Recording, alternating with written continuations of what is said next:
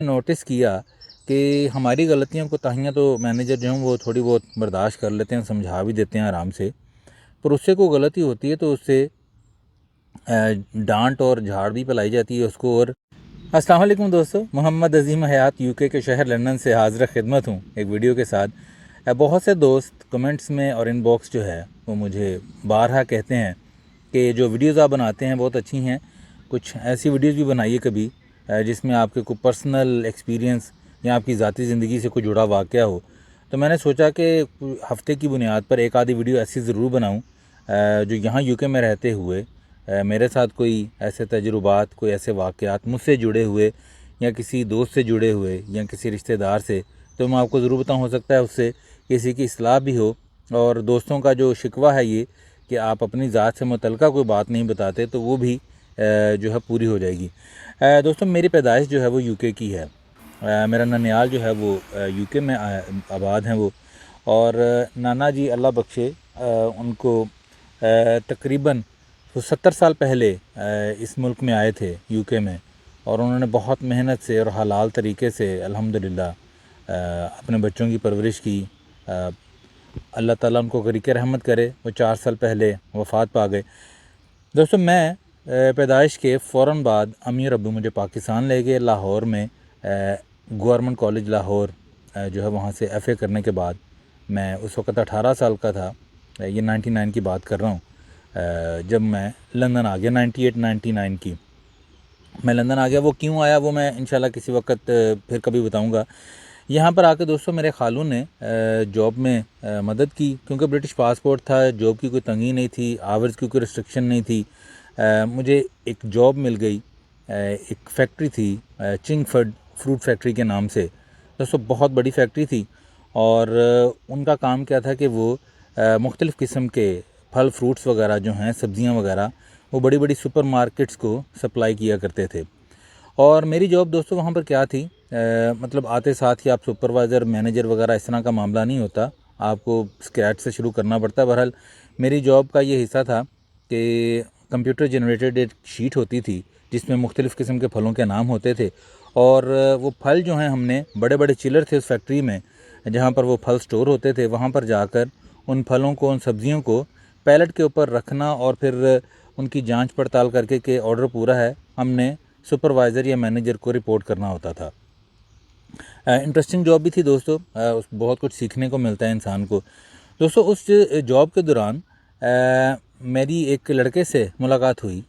Italy का था वो, एंटोनियो नाम था उसका। और मैंने तो खैर वहाँ पर 3-4 माह से ज़्यादा काम नहीं किया, उसके बाद मेरी और जॉब मिल गई थी। वो लड़का मुझसे भी 1.5 साल 2 साल पहले वहाँ पर काम कर रहा था उस फैक्ट्री में। उसके साथ अलैक्सलैक हुई, दोस्ती यारी बन गई उसके साथ थोड़ी बहुत।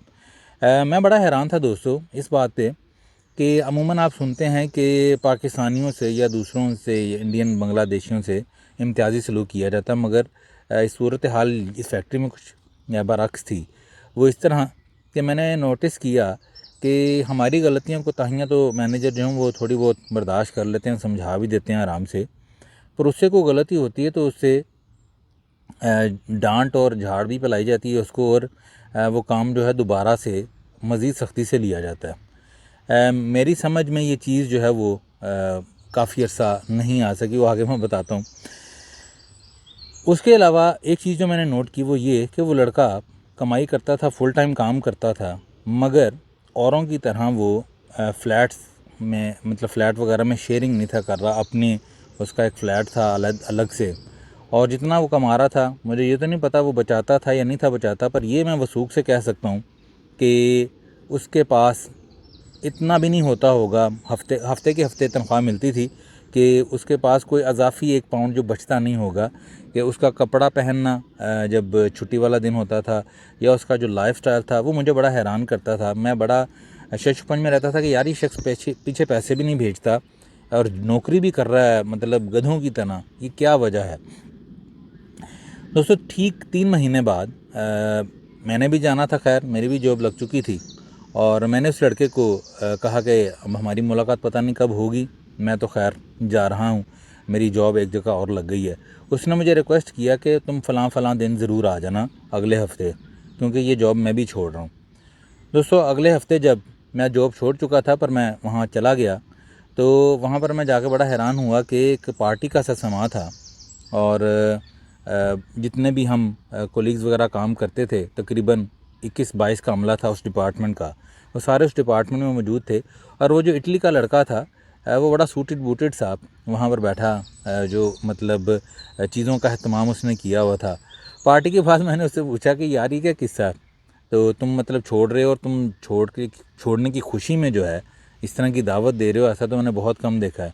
दोस्तों उस वक़्त उसने मुझे बताया कि इटली में वो उस फैक्ट्री के मालिक का बेटा है जिसकी 3 फैक्ट्रियां हैं, और वो फैक्ट्री का मालिक जैतून के अलावा 3-4 और फल और सब्ज़ियाँ ऐसी थी जिनका मेन प्रोवाइडर था इस फैक्ट्री को। मतलब वो सारी सब्ज़ियाँ इस कंपनी को दिया करता था। और आप अंदाज़ा करें दोस्तों कि कितनी बड़ी खपत होगी कि ये हमारी फैक्ट्री जो थी आगे लंदन के यूके के सुपर स्टोर्स को आगे सप्लाई देती थी और वो उनसे सप्लाई ले रहे थे, जैतून और इस तरह के और बहुत से फल।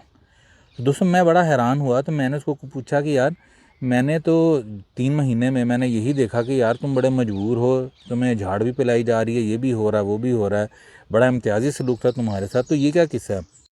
मैं दोस्तों ये सुनकर बड़ा हैरान हुआ। उसने मुझे कहा कि मैं भाइयों में चौथे नंबर पर हूँ और हमारे यहाँ ये रिवाज है, हमारे वाले साहब और दादा जान ने भी ऐसे किया कि जब हम अपनी पढ़ाई मुकम्मल कर लेते हैं तो उसके बाद हमें तजुर्बा सीखने के लिए मुख्तलिफ़ जगहों पर भेज देते हैं, जहाँ पर वो इंस्ट्रक्शन दे देते हैं कि इसके साथ बिल्कुल भी मालिकों वाला रवैया इख्तियार ना किया जाए, इसको 2-3 साल खूब रगड़ा लगाओ।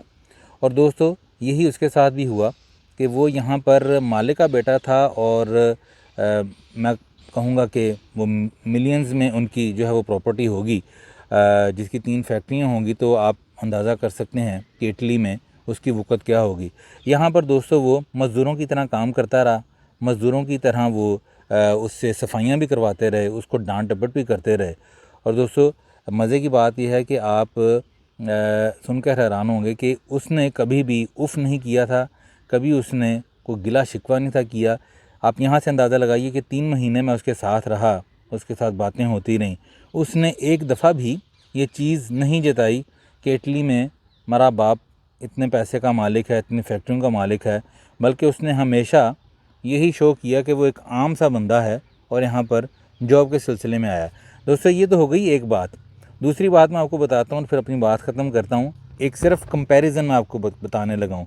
मैं यहाँ पर एक बहुत ही प्यारे स्टूडेंट को जानता हूँ, बहुत अच्छी आदत का है, कोई साल पहले यहाँ पर आया है और जॉब वगैरह वो करता है, पर जॉब उसकी आप समझ लें कि बस मजबूरी के तहत कि अपने आप को सिर्फ थोड़ा सा मसरूफ़ रखने के लिए। उसके वाले साहब भी पाकिस्तान में लाहौर में एक फैक्ट्री के मालिक हैं। और आपको सोच का फ़र्क बताने लगा हूँ दोस्तों कि ये लड़का जो है ये बताता नहीं थकता कि मेरे वालिद साहब ये, मेरे वालिद साहब वो। और यहाँ तक कि उनके वालिद साहब से भी जब कभी बात होती है तो वो कहते हैं यार मैंने तो इसको कहा कोई वहाँ पर अगर आप नौकर वगैरह रखना चाहो, तो मैंने उनको समझाया कि जी अंकल ऐसा नहीं होता, यहाँ पर वो बहुत बड़े कई घरों में होता होगा, नौकरी की ज़रूरत ही नहीं है, यहाँ पर हर शख्स अपना काम खुद ही करता है। और दोस्तों फिर ये है कि अब थोड़ी सी उनकी तबीयत में, वो जो बच्चा है उसकी तबीयत में थोड़ा सा कोई लचक आई है, उसने जब यहाँ का माहौल देखा है तो अब थोड़ा सा वो बदला है।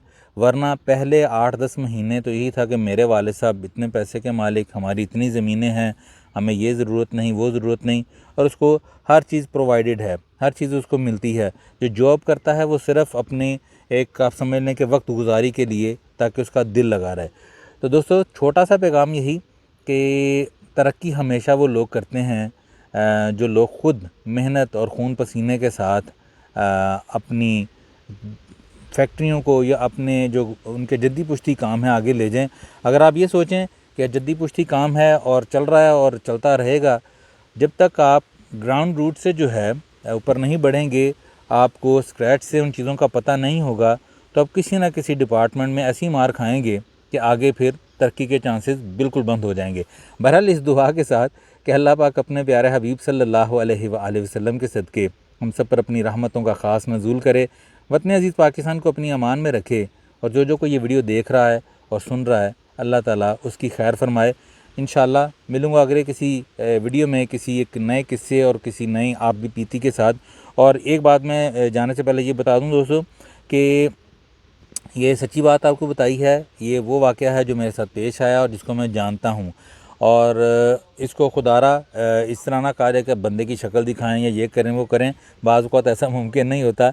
बहरहाल आप समझ गए होंगे। अपना बहुत सा ख्याल रखिएगा। अस्सलाम वालेकुम।